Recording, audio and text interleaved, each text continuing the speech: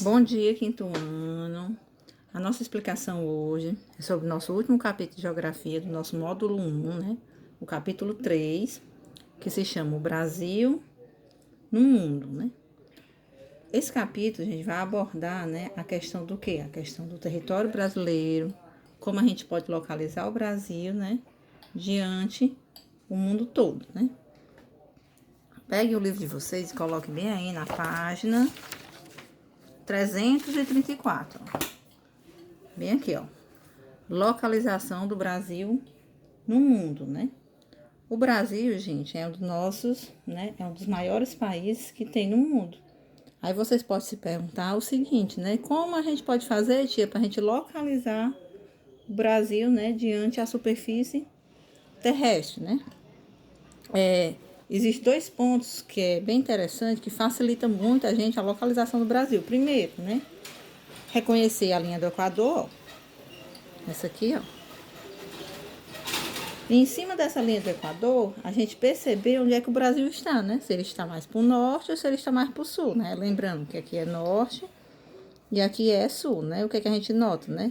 Ele se encontra mais na parte o quê? Na parte sul, né?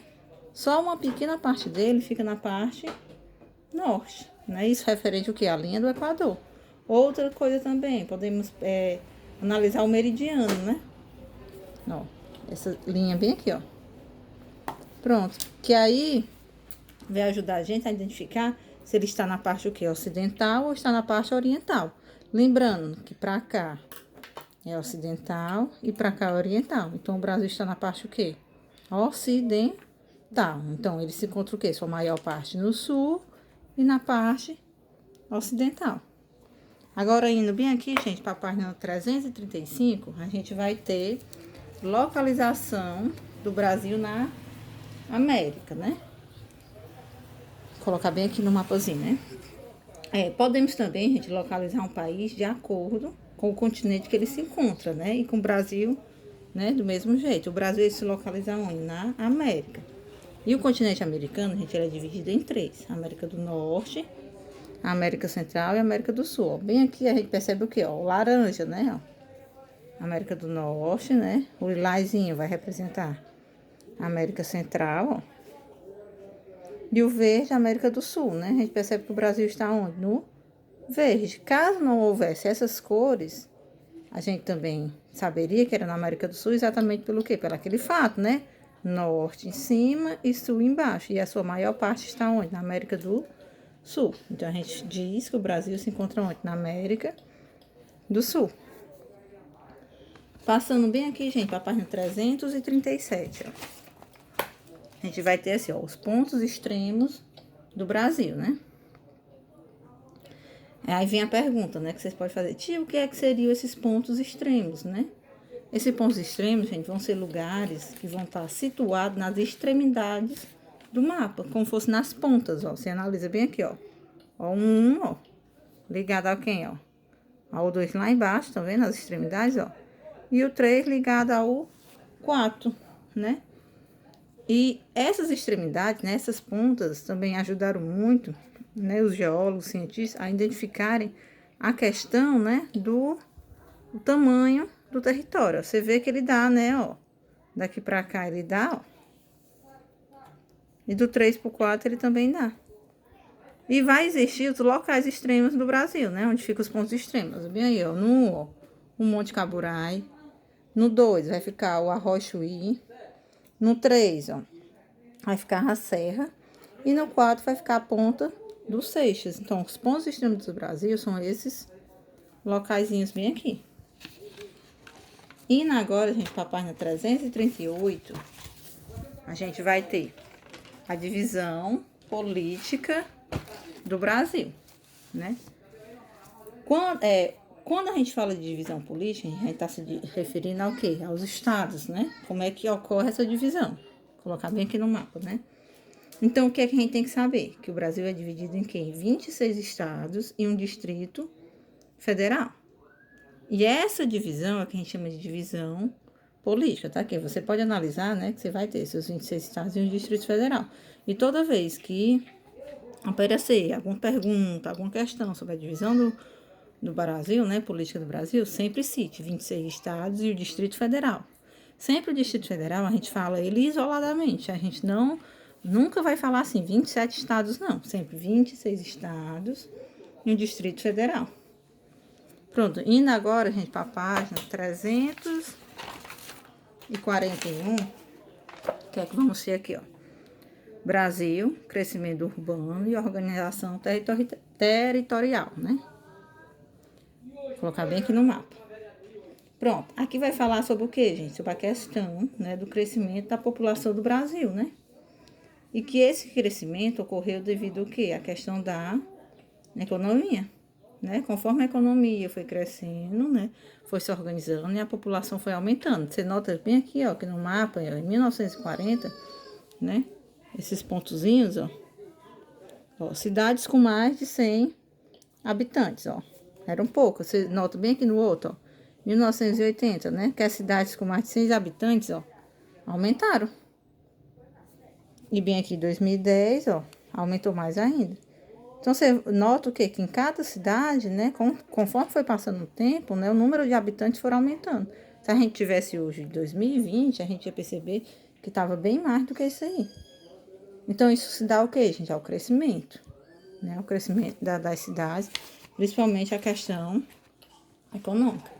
Indo bem aqui, gente, agora para a página 342, o que a gente vai ter aqui, ó? A inter-relação entre as cidades, né? O que seria essa inter-relação, tia, né? Essa inter-relação que é a relação que uma cidade ela pode ter com o quê? Com as outras, né? Aí o que vai acontecendo, gente? Ó, as cidades, né? Vão crescendo no seu número de habitantes. Vão crescendo, né? As cidades são diferentes uma da outra. Cada cidade vai possuir o quê, né? Vai ter sua própria característica, vai ter sua própria economia, onde cada uma vai ter sua importância. E essa inter-relação, né, também a gente pode, ela é conhecida como hierarquia urbana, né, que é o desenvolvimento das cidades, né. Algumas vão ser mais desenvolvidas do que as outras, né, devido às suas atividades industriais. Assim, gente, o que é que vai ocorrer, né? Devido a esse desenvolvimento, né, industrial que vai ocorrer nas cidades, vai ocorrer também a procura de mercadorias, né, de umas pessoas, né, dos moradores de uma cidade para outras cidades. E outro fator também que é muito importante é a questão do emprego, né? Muitas pessoas saem das suas cidades, principalmente quando moram em cidades pequenas, e vão para cidades maiores, né, em busca do quê, né, de uma melhoria, né, uma melhoria na vida, né, do emprego, de algo mais, né. E isso é o que a gente chama de inter-relação. Nessas imagenzinhas que tem no livro de vocês, ele mostra as cidades assim, né? Essa daqui, ó. Rolândia, né? Uma cidade pequena. Aí ele mostra Londrina, que é uma cidade média. E mostra Curitiba, que é uma cidade grande, né? E dá 3 exemplos de cidade, né? Uma pequena, uma média e uma grande, né? E bem aqui na 334, gente, colocando bem aqui o que é que eu quero que vocês observem de vocês. Quando eu falei com a cidade, né? Ela tem uma relação com a outra. Existem cidades que vão ter, claro que relações bem maiores do que outras, né? Ele dá até um exemplo bem aqui, né? Ó, de Rolândia, de Londrina e de Curitiba. Ó, bem aqui nessa página do texto de vocês, ele fala: os moradores do município de Rolândia contam com um comércio básico que supre suas necessidades diárias. Quando precisam de produtos diferenciados ou serviços especializados, como consultas com médicos especialistas ou exames mais elaborados, procuram a cidade de Londrina. Quer dizer, em Rolândia vai ter, né? Mas o quê? Uma coisa mais básica, né? Quando eles precisam de algo a mais, eles vão ter que ir para onde? Para Londrina, né? Vão ter que sair daqui para ir para cá.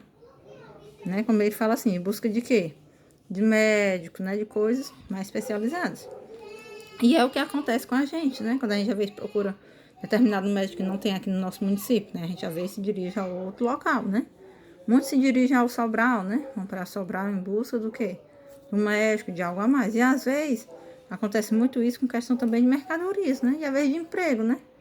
A pessoa estuda, faz sua faculdadezinha, e às vezes vai à procura, né? Dependendo da faculdade que faz, vai à procura em outra cidade do emprego. Bem aqui no segundo parágrafo, gente, diz assim, ó.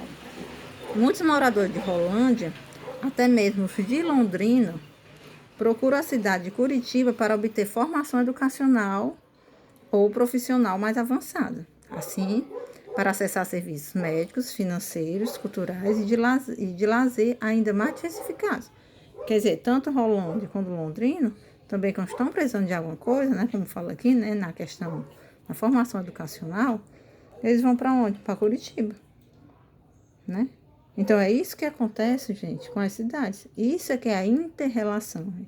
É a necessidade que uma cidade tem com a outra, né? Que as pessoas têm com a outra.